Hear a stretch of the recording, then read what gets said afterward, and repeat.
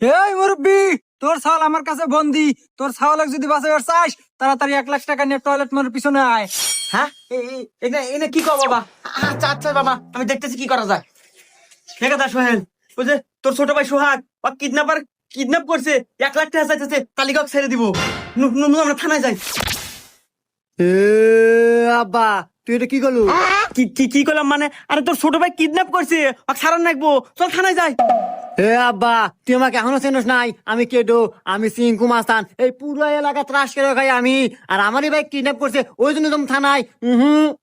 ওই সময় আমার নাই, আমার বাইক বাঁচানোর জন্য আমি একাই যথেষ্ট। তুমি 2 মিনিট দাঁড়াও, আমি 1 মিনিটে নিয়ে আসতেছি।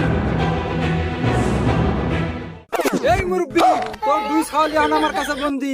যদি 2 ছাওয়ালক বাঁচাবার চাস, তাড়াতাড়ি 2 লাখ টাকা নিয়ে আয়। হেই বালের ছাওয়াল পাল, দুইটার একটাও নাকবে না আমার। गजब बेइज्जती।